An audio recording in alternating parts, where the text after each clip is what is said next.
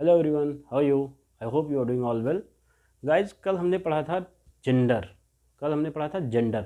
Gender पूरा complete हो गया था, लेकिन उसमें एक टॉपिक छूट गया था, फेमिनिन जेंडर। एक्चुअली क्लास में तो मैंने यहाँ पूरा पढ़ा दिया था, लेकिन यूट्यूब पे जो अपलोड हुआ है उसमें फेमिनिन जेंडर छूट गया है। क्योंकि पढ़ाया तो पूरा था, लेकिन एडिटिंग के दौरान वो काट दिया गया है, क्योंकि नॉइज़ ज़्यादा थी, बहुत सारी आवाज़ें थी, तो कट गया है।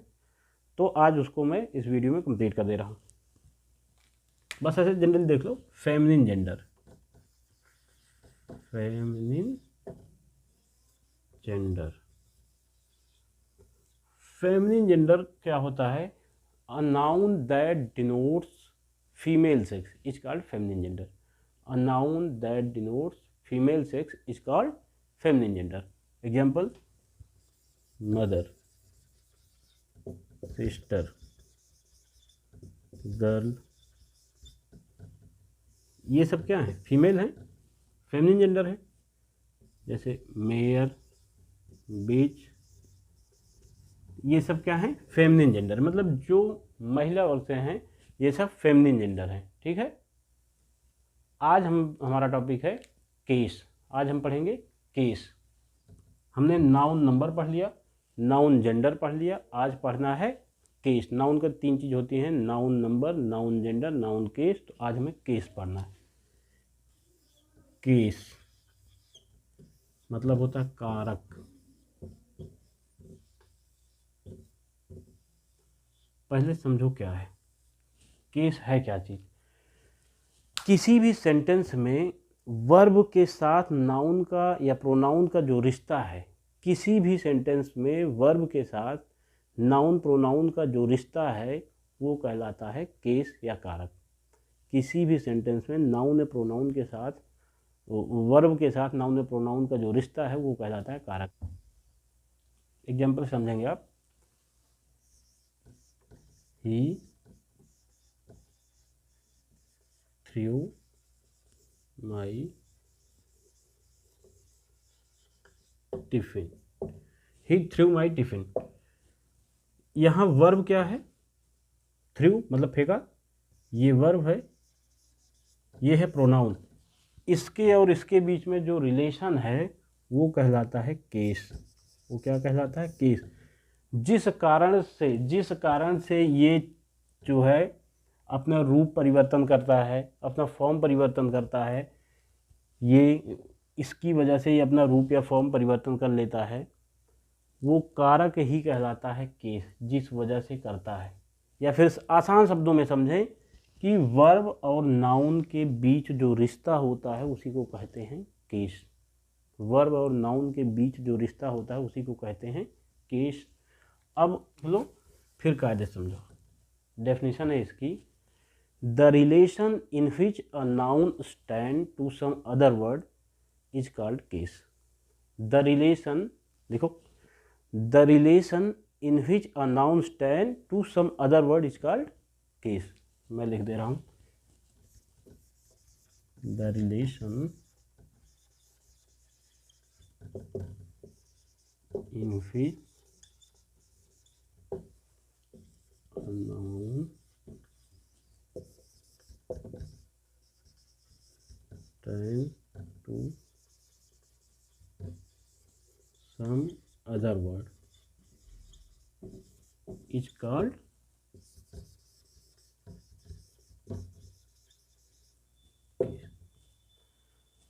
the relation in which a noun stand to some other word is called case. The relation in which a noun stand to some other word is called case. देखिए, the relation in which a noun stands, कर दो इसको, stands to some other word is called case.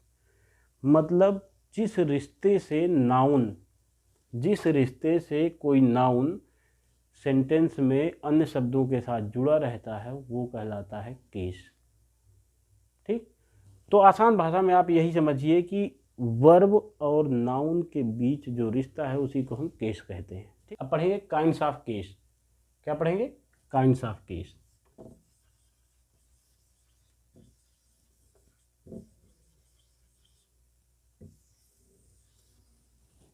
Definition याद हो गई ना? The relation in which a noun stand to some other word is called case. Clear? कोई दिक्कत? अब देखो, there are 4 kinds of case. Number 1 nominative,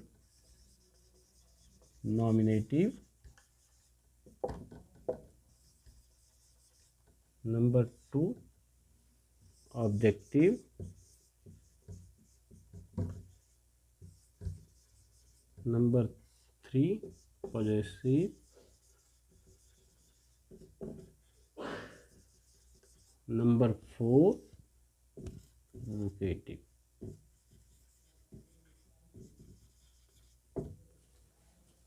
case के जो भेद हैं वो 4 होते हैं, नॉमिनेटिव, ऑब्जेक्टिव, पॉजेसिव, वोकेटिव।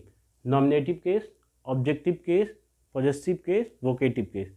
फिर से याद करो, nominative case, objective case, possessive case, vocative case. Clear? Nominative, objective, possessive, vocative, 4 हो गए। क्लियर है? कोई दिक्कत? एकदम दिमाग में रट लो इसको, घर पे जाके याद करने की ये सब झंझट छोड़ो, यहीं पे रट लो, नॉमिनेटिव, ऑब्जेक्टिव, पॉजेसिव, वोकेटिव। गाना याद हो जाता है ना, तो गाने की तरह इसको भी बना लो, लिरिक्स बनाओ यार।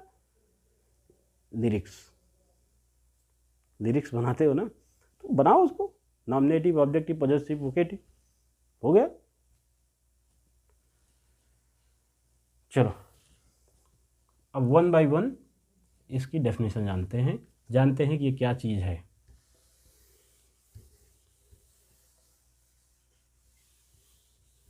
पहला है नॉमिनेटिव केस। पहला क्या है? Nominative case.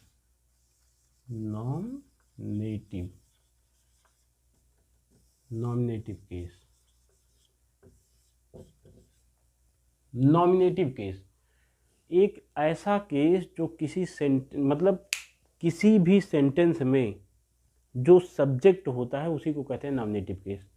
मतलब नाउन या प्रोनाउन का रिश्ता वर्ब के साथ सब्जेक्ट का होगा तो उसी को रिश्ते को नॉमिनेटिव केस कहेंगे। जैसे Ravindra has stolen my pen. Ravindra has stolen my pen, Ravindra ने मेरी पेन चुरा ली।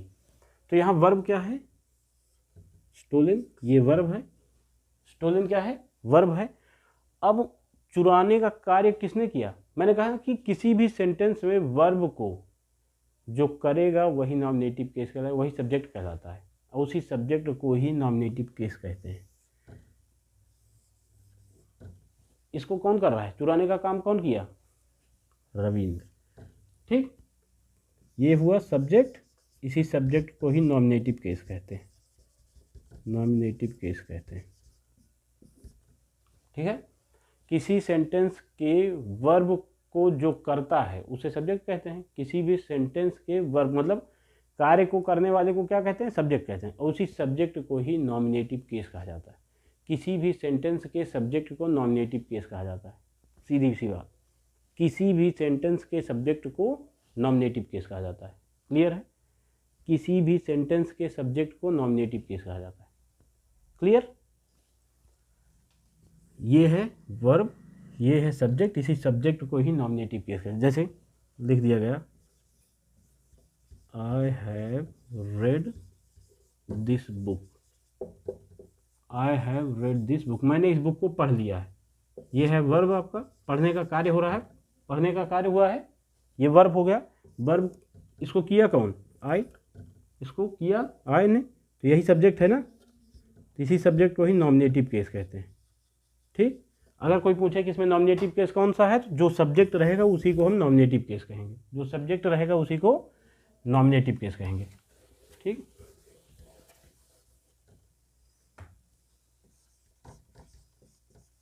ही किल्ड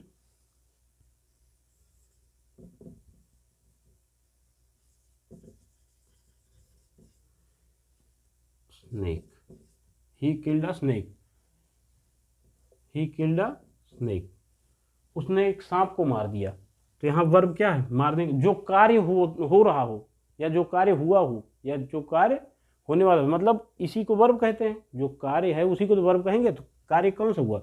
मारने का कार्य हुआ है, तो ये वर्ब है। लेकिन इसको किया कौन? ही ने किया। जो करेगा वही सब्जेक्ट है, तो यही सब्जेक्ट ही नॉमिनेटिव केस भी है। ठीक, मतलब सब्जेक्ट को ही नॉमिनेटिव केस कहते हैं। किसी सेंटेंस में वर्ब के सब्जेक्ट को ही नॉमिनेटिव केस कहते हैं। आंख बंद करके जहां सब्जेक्ट दिखे उसी को कह दो नॉमिनेटिव। कोई पूछ रहा है कि आई हैव टोल्ड यू, कुछ भी बता, अब इसमें नॉमिनेटिव केस कहाँ है? तो ये सब्जेक्ट है, इसी को कह दो नॉमिनेटिव केस है। सब्जेक्ट को ही नॉमिनेटिव केस कहते हैं। ठीक है, सब्जेक्ट को ही नॉमिनेटिव केस कहते हैं। ठीक, तो नॉमिनेटिव केस की डेफिनेशन लिखो। अ नाउन और pronoun that function, a noun or pronoun that functions as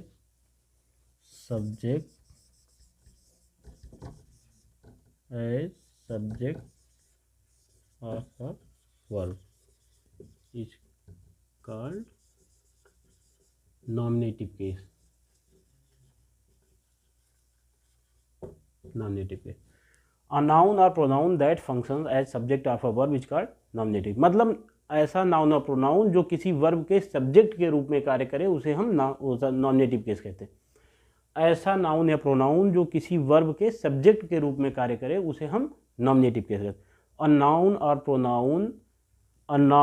pronoun that functions as subject of a verb is called nominative case.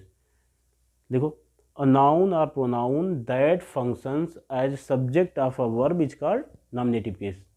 दिमाग में लिखो, नोट्स में लिखोगे तो कभी नहीं पढ़ोगे, दिमाग में तुरंत लिखो अभी। अ नाउन और pronoun that functions as subject of a verb is called nominative case. A noun और pronoun that functions as subject of a verb is called nominative case. Clear?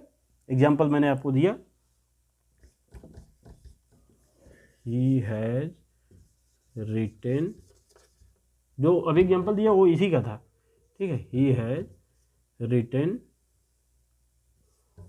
This book, वो इस किताब को लिख चुका है। तो इसमें लिखने का कार्य इसने किया, यही सब्जेक्ट है, इसी को नॉमिनेटिव केस कहेंगे। ठीक, कोई दिक्कत? जो सब्जेक्ट रहेगा उसी को नॉमिनेटिव केस रहे। सब्जेक्ट जानते हो? सब्जेक्ट तो जानते हो ना, कार्य को जो करता है उसी को सब्जेक्ट कहते हैं। कार्य को जो करता है उसी को सब्जेक्ट कहते हैं। सब्जेक्ट तो जानते हो ना क्या है? सब्जेक्ट पता है ना क्या है?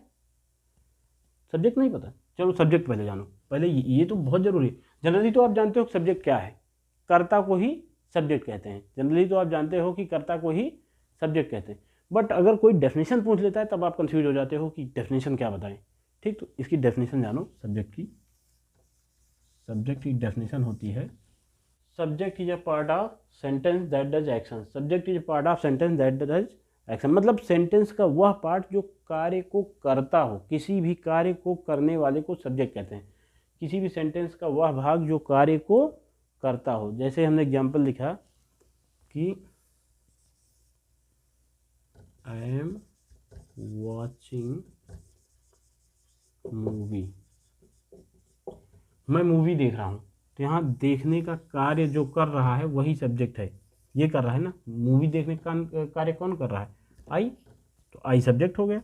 तो इसी की डेफिनेशन आपने लिखा है, subject is a part of sentence that does action. ठीक, अच्छा ऑब्जेक्ट का भी जान लो। ऑब्जेक्ट की definition,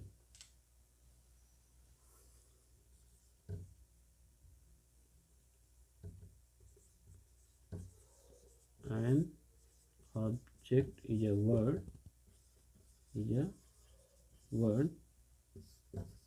that suffer the action done by subject. An object is a word that suffer the action done by subject. अब इसको समझो क्या है। ऑब्जेक्ट वो शब्द होता है, वो चीज होता है जिस पर कार्य का असर पड़ता हो। कर्ता ने जो कार्य किया, सब्जेक्ट ने जो कार्य किया है, उस कार्य का असर जिस पर पड़ेगा वो कहलाता है ऑब्जेक्ट। वो क्या कहलाता है? ऑब्जेक्ट। कर्ता के द्वारा किए गए कार्य का असर जिस पर पड़ेगा वो कहलाता है ऑब्जेक्ट। कर्ता के द्वारा किए गए कार्य का असर जिस पर पड़ता है वो कहलाता है object. An object is a word that suffer the action done by subject. Clear? An object is a word that suffer the action done by subject. Object वह वर्ड होता है जो कर्ता के द्वारा किए गए कार्य का असर पड़ता है जिस पर। जैसे I am calling a doctor, I am calling a doctor, तो यहाँ ये कार्य हो रहा है, इस कार्य को कर कौन रहा है? ये तो हो गया सब्जेक्ट। क्या हो गया? सब्जेक्ट हो गया। कार्य को जो करेगा वही सब्जेक्ट। अभी मैंने क्या बताया? सब्जेक्ट क्या है? Subject is a part of sentence that does the action. Sentence का वह भाग जो कार्य को करता हो, तो कार्य को करने वाला ये है। I am calling a doctor, मैं डॉक्टर को बुला रहा हूँ, मैं करता हुआ ना, आई ये सब्जेक्ट हो गया, ये आपका एक्शन हो गया, कर्ता ने ये काम किया बुलाने का। अब बुलाने किसको बुलाया? बुलाने का असर किस पर पड़ेगा? डॉक्टर पर। तो ये ऑब्जेक्ट हो गया। मतलब कार्य का असर जिस पर पड़ेगा वो ऑब्जेक्ट कहलाएगा। I give him a pen, I give him a pen. ठीक, देने का कार्य हुआ, ये तो एक्शन हो गया। दिया कौन? मैं, ये सब्जेक्ट हो गया। मतलब कार्य को जो करेगा वो सब्जेक्ट हो गया। अब देने का असर किस पर पड़ा? हिम पर, ये ऑब्जेक्ट हो गया। ठीक, ये भी ऑब्जेक्ट है। अभी आपको आगे पढ़ाएंगे, जब ये चैप्टर पढ़ाएंगे डायरेक्ट ऑब्जेक्ट इनडायरेक्ट ऑब्जेक्ट। ठीक है, डायरेक्ट ऑब्जेक्ट इनडायरेक्ट ऑब्जेक्ट पढ़ाएंगे। ठीक, तो कर्ता के द्वारा किए गए कार्य का असर जिस पर पड़ेगा वो कहलाएगा object. An object is a word that suffer the action done by subject. Clear?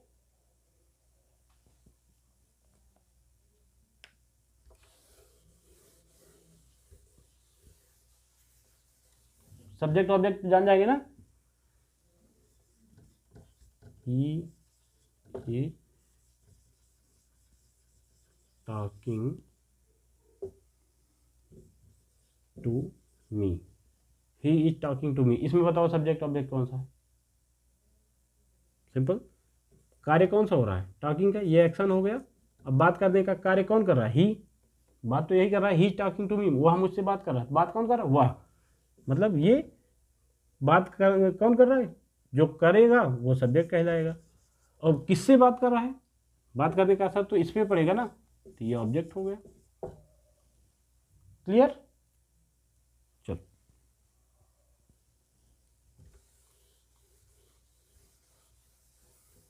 तो नॉमिनेटिव केस हो गया ना? नॉमिनेटिव केस हो गया।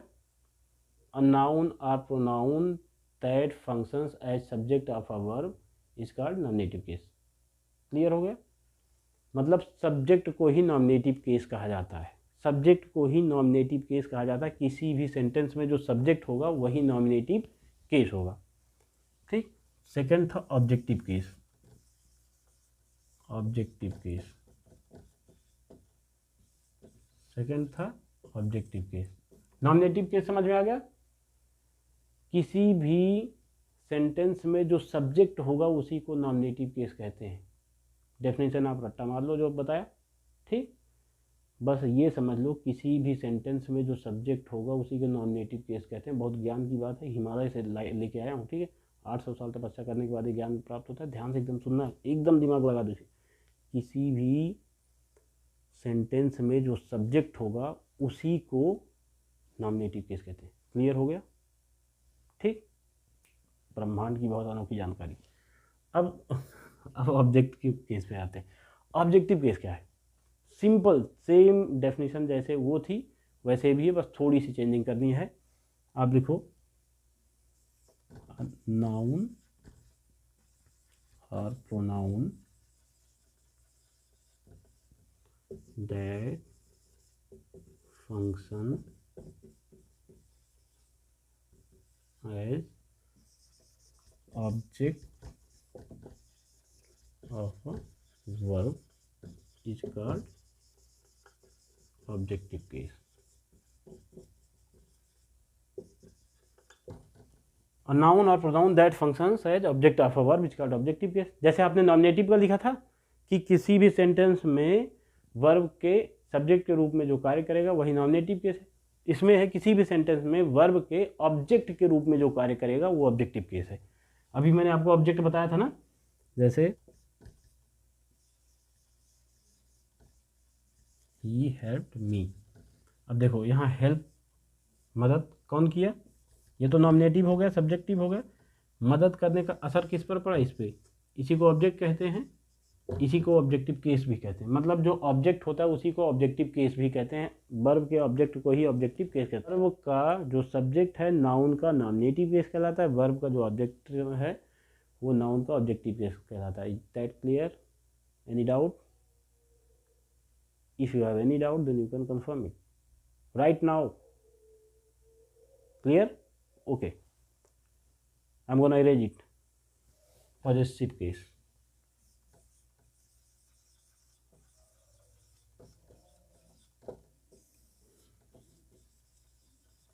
Possessive case. Possessive का मतलब ये होता है पोजीशन, यानी संबंध जो मालिकाना हक को दर्शाता हो। पोजीशन का मतलब ये होता है मालिकाना हक को दर्शाता हो। ठीक, तो इसकी डेफिनेशन लिखो। ध्यान सुना। When a noun, so noun या pronoun कुछ भी, when a noun or pronoun shows its relation or position, when a noun or pronoun shows its relation or position on another noun or pronoun is called possessive case, is called possessive case। जब कोई noun या pronoun किसी दूसरे noun या pronoun पर अपना अधिकार दिखाता है या संबंध दिखाता है तो वो कहलाता है पॉजिटिव केस। ठीक, एग्जाम्पल देखो, एग्जाम्पल देखो। He is my brother, he is my brother, they are your student. अब यहां देखो, ब्रदर और ही, मतलब ही इज माई ब्रदर, वह मेरा भाई है, वह मेरा भाई है, वह मेरा भाई है। वह और भाई के बीच में संबंध कौन जोड़ रहा है? मेरा। वह भाई है, पता नहीं किसका भाई है, कोई संबंध बन रहा है नहीं, वह भाई है, पता नहीं किसका भाई, लेकिन वह मेरा भाई है। तो मुझसे संबंध किस वर्ड से जुड़ा? मेरा वर्ड से, माई से। तो जिस वर्ड से संबंध जुड़े, जिस वर्ड से पता चले कि मेरा रिश्ता हो रहा है या मेरा रिश्ता है, वो वर्ड कहलाएगा पॉजिटिव केस। ये क्या हो गया? पॉजिटिव केस हो गया। ठीक है। They are your students, they are your students, वो आपके स्टूडेंट्स हैं। ठीक है। दे स्टूडेंट्स, इन दोनों के बीच में रिश्ता कौन जोड़ रहा है? योर। इसकी वजह से पता चल रहा है कि किसके स्टूडेंट है। स्टूडेंट तो हैं किसके? दे के। इसी वर्ड की वजह से पता चल रहा है ना, तो यही कहलाएगा पॉजिटिव केस। जिससे पता चले, जिस वर्ड से पता चले कि दोनों के बीच संबंध है या मालिकाना हक किसका है, वही कहलाएगा पॉजिटिव केस।